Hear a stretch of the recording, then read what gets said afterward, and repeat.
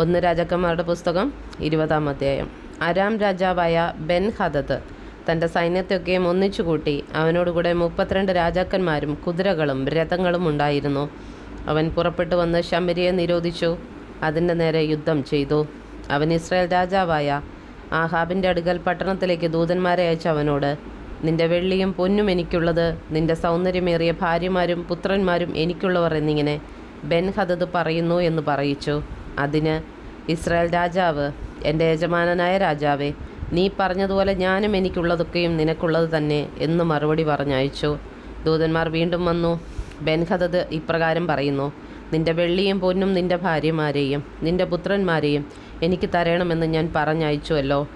നാളെ ഈ നേരത്ത് ഞാൻ എൻ്റെ ഭൃത്യന്മാരെ നിന്റെ അടുക്കൽ അയക്കും. അവർ നിന്റെ അരമനയും നിന്റെ ഭൃത്യന്മാരുടെ വീടുകളും ശോധന ചെയ്ത് നിനക്കിഷ്ടമുള്ളതൊക്കെയും കൈക്കലാക്കി കൊണ്ടുപോരും എന്നു പറഞ്ഞു. അപ്പോൾ ഇസ്രായേൽ രാജാവ് ദേശത്തുള്ള എല്ലാ മൂപ്പന്മാരെയും വരുത്തി, അവൻ ദോഷം ഭാവിക്കുന്നത് നോക്കിക്കാൺമീൻ, എൻ്റെ ഭാര്യമാരെയും പുത്രന്മാരെയും എൻ്റെ വെള്ളിയും പൊന്നും അവൻ ആളയച്ചു ചോദിച്ചു, എന്നാൽ ഞാൻ വിരോധിച്ചില്ല എന്ന് പറഞ്ഞു. എല്ലാ മൂപ്പന്മാരും സകല ജനവും അവനോട്, നീ കേൾക്കരുത്, സമ്മതിക്കുകയും അരുതെന്ന് പറഞ്ഞു. ആകയാൽ അവൻ ബെൻ ഹദദിൻ്റെ ദൂതന്മാരോട്, നിങ്ങൾ എൻ്റെ യജമാനനായ രാജാവിനോട് നീ ആദ്യം അടിയൻ്റെ അടുക്കൽ പറഞ്ഞതൊക്കെയും ചെയ്തു കൊള്ളാം, എന്നാൽ ഈ കാര്യം എനിക്ക് ചെയ്യുവാൻ കഴിവില്ല എന്ന് ബോധിപ്പിക്കണമെന്ന് പറഞ്ഞു. ദൂതന്മാർ ചെന്ന് ഈ മറുപടി ബോധിപ്പിച്ചു. ബെൻ ഹദദ് അവൻ്റെ അടുക്കൽ ആളയച്ചു, എന്നോട് കൂടെയുള്ള എല്ലാ പടജനത്തിനും കൈക്ക് ഓരോ പിടി വാരുവാൻ ശമര്യയിലെ പൊടി മതിയാകുമെങ്കിൽ ദേവന്മാർ എന്നോട് തക്കവണ്ണവും അധികവും ചെയ്യട്ടെ എന്ന് പറയിച്ചു. അതിന് ഇസ്രായേൽ രാജാവ്, വാളരക്കി കെട്ടുന്നവൻ അഴിച്ചു കളയുന്നവനെ പോലെ വമ്പ് പറയരുതെന്ന് അവനോട് പറവീനെന്ന് ഉത്തരം പറഞ്ഞു.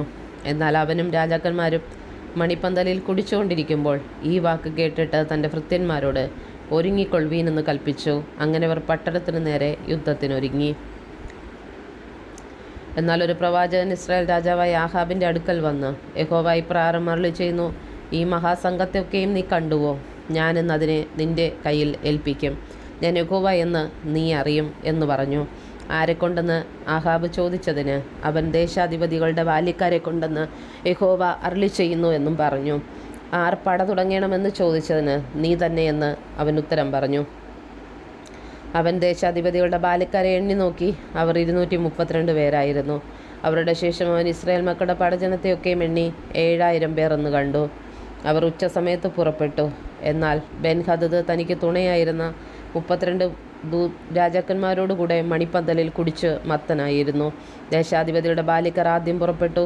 ബെൻ ഹദദ് ആളയച്ച് അന്വേഷിച്ചാറേ ശമര്യയിൽ നിന്ന് ആളുകൾ വരുന്നുണ്ടെന്ന് അറിവ് കിട്ടി. അപ്പോൾ അവർ സമാധാനത്തിന് വരുന്നെങ്കിലും അവരെ ജീവനോടെ പിടിപ്പീൻ, അവർ യുദ്ധത്തിന് വരുന്നെങ്കിലും അവരെ ജീവനോടെ പിടിപ്പീൻ എന്ന് കൽപ്പിച്ചു. പട്ടണത്തിൽ നിന്ന് പുറപ്പെട്ടു വന്നതോ ദേശാധിപതിയുടെ ബാല്യക്കാരും അവരെ തുടർന്നു പോന്ന സൈന്യവുമായിരുന്നു. അവർ ഓരോരുത്തൻ താന്താൻ്റെ നേരെ വരുന്നവനെ കൊന്നു. അരാമ്യർ ഓടിപ്പോയി. ഇസ്രായേൽ അവരെ പിന്തുടർന്നു. അരാം രാജാവായ ബെൻ ഹദദ് കുതിരപ്പുറത്ത് കയറി കുതിരച്ചേവകരോടുകൂടെ ചാടിപ്പോയി. പിന്നെ ഇസ്രായേൽ രാജാവ് പുറപ്പെട്ട് കുതിരകളെയും രഥങ്ങളെയും പിടിച്ചു അരാമ്യരെ കഠിനമായി തോൽപ്പിച്ചു കളഞ്ഞു. അതിൻ്റെ ശേഷം ആ പ്രവാചകൻ ഇസ്രായേൽ രാജാവിൻ്റെ അടുക്കൽ ചെന്ന് അവനോട്, ധൈര്യപ്പെട്ട് ചെന്ന് നീ ചെയ്യുന്നത് കരുതിക്കൊള്ളുക. ഇനിയത്തെ ആണ്ടിൽ അരാം രാജാവ് നിന്റെ നേരെ പുറപ്പെട്ടു വരും എന്ന് പറഞ്ഞു. അരാം രാജാവിനോട് അവൻ്റെ ഭൃത്യന്മാർ പറഞ്ഞത്, അവരുടെ ദേവന്മാർ പർവ്വത ദേവന്മാരാകുന്നു, അതുകൊണ്ടത്രേ അവർ നമ്മെ തോൽപ്പിച്ചത്. സമഭൂമിയിൽ വെച്ച് അവരോട് യുദ്ധം ചെയ്താൽ നാം അവരെ തോൽപ്പിക്കും. അതുകൊണ്ട് നീ ഒരു കാര്യം ചെയ്യണം, ആ രാജാക്കന്മാരെ അവനവൻ്റെ സ്ഥാനത്ത് നിന്ന് മാറ്റി അവർക്ക് പകരം ദേശാധിപതിമാരെ നിയമിക്കണം. പിന്നെ നിനക്ക് നഷ്ടമായി പോയ സൈന്യത്തിന് സമമായൊരു സൈന്യത്തെയും കുതിരപ്പടയ്ക്ക് സമമായ കുതിരപ്പടയെയും രഥങ്ങൾക്ക് സമമായ രഥങ്ങളെയും ഒരുക്കിക്കൊള്ളുക. എന്നിട്ടും നാം സമഭൂമിയിൽ വെച്ച് അവരോട് യുദ്ധം ചെയ്യുക, നാം അവരെ തോൽപ്പിക്കും നിശ്ചയം. അവനവരുടെ വാക്ക് കേട്ട് അങ്ങനെ തന്നെ ചെയ്തു. പിറ്റേ ആണ്ടിൽ ബെൻ ഹദദ് അരാമ്യരെ എണ്ണി നോക്കി ഇസ്രായേലിനോട് യുദ്ധം ചെയ്യുവാൻ അഫേക്കിന് പുറപ്പെട്ടു വന്നു. ഇസ്രായേലരെയും എണ്ണി നോക്കി. അവർ ഭക്ഷണ പദാർത്ഥങ്ങളെടുത്ത് അവരുടെ നേരെ പുറപ്പെട്ടു. ഇസ്രായേലിയർ ആട്ടിൻകുട്ടികളുടെ 2 ചെറിയ കൂട്ടം പോലെ അവരുടെ നേരെ പാളയമിറങ്ങി. അരാമ്യരോ ദേശത്ത് നിറഞ്ഞിരുന്നു. ഒരു ദൈവപുരുഷൻ അടുത്തു വന്ന് ഇസ്രായേൽ രാജാവിനോട്, യഹോവ ഇപ്രകാരം അരുളി ചെയ്യുന്നു, യഹോവ പർവ്വത ദേവനാകുന്നു, താഴ്വര ദേവനല്ല എന്ന് അരാമ്യർ പറകൊണ്ട് ഞാൻ ഈ മഹാസംഘത്തെയൊക്കെയും നിന്റെ കയ്യിൽ ഏൽപ്പിക്കും. ഞാൻ യഹോവ തന്നെ എന്ന് നിങ്ങൾ അറിയും. എന്നാൽ അവർ അവരുടെ നേരെ 7 ദിവസം പാളയം ഇറങ്ങിയിരുന്നു. 7-ാം ദിവസം പടയുണ്ടായി. ഇസ്രായേലിയർ യരാമ്യരിൽ 1,00,000 കാലാളുകളെ ഒരു ദിവസം തന്നെ കൊന്നു. ശേഷിച്ചവർ അഫേഗ് പട്ടണത്തിലേക്ക് ഓടിപ്പോയി.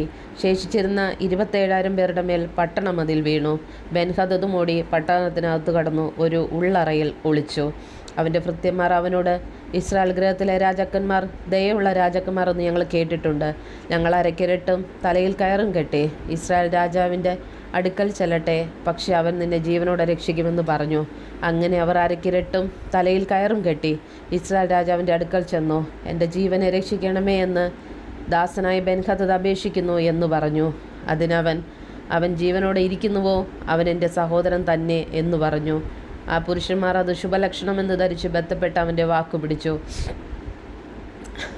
അതേ, നിന്റെ സഹോദരൻ ബെൻഹദദ് എന്ന് പറഞ്ഞു. അതിനവൻ, നിങ്ങൾ ചെന്നവനെ കൂട്ടിക്കൊണ്ടുവരുവീനെന്ന് പറഞ്ഞു. ബെൻഹദദ് അവൻ്റെ അടുക്കൽ പുറത്തേക്ക് വന്നു. അവനെ രഥത്തിൽ കയറ്റി. അവനോട്, എൻ്റെ അപ്പൻ നിൻ്റെ അപ്പനോട് പിടിച്ചടക്കിയ പട്ടണങ്ങളെ ഞാൻ മടക്കിത്തരാം. എൻ്റെ അപ്പൻ ശമരയിൽ ഉണ്ടാക്കിയതുപോലെ നീ ദമ്മേശക്കിൽ നിനക്ക് തെരുവീതികളെ ഉണ്ടാക്കിക്കൊള്ളുക എന്ന് പറഞ്ഞു.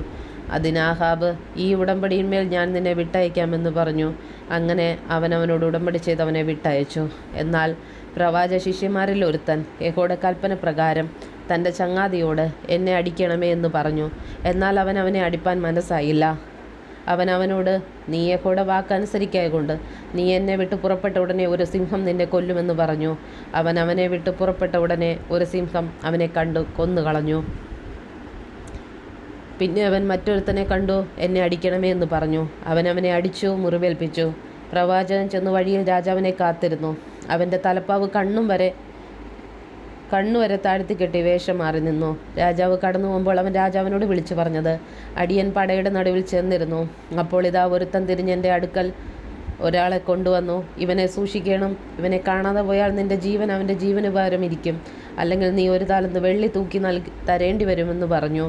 എന്നാൽ അടിയൻ അങ്ങുമിങ്ങും ബദ്ധപ്പാടായിരിക്കുമ്പോൾ അവനെ കാണാതെ പോയി. അതിന് ഇസ്രായേൽ രാജാവ് അവനോട്, നിന്റെ വിധി അങ്ങനെ തന്നെ ആയിരിക്കട്ടെ, നീ തന്നെ തീർച്ചയാക്കിയല്ലോ എന്ന് പറഞ്ഞു. തൽക്ഷണം അവൻ കണ്ണിന്മേൽ നിന്ന് തലപ്പാവ് നീക്കി. അപ്പോൾ അവനൊരു പ്രവാചകനെന്ന് ഇസ്രായേൽ രാജാവ് അറിഞ്ഞു. അവനോട്, യഹോവ ഇപ്രകാരം അരുളി ചെയ്യുന്നു, നാശത്തിനായിട്ട് ഞാൻ നിയമിച്ച ആളെ നീ വിട്ടയച്ച് കളകൊണ്ട് നിന്റെ ജീവൻ അവൻ്റെ ജീവനും നിന്റെ ജനം അവൻ്റെ ജനത്തിനും പകരമായിരിക്കുമെന്ന് പറഞ്ഞു. അതുകൊണ്ട് ഇസ്രായേൽ രാജാവ് വ്യസനവും നീരസമുള്ളവനായി അരമനയിലേക്ക് പുറപ്പെട്ട് ശമര്യയിലെത്തി.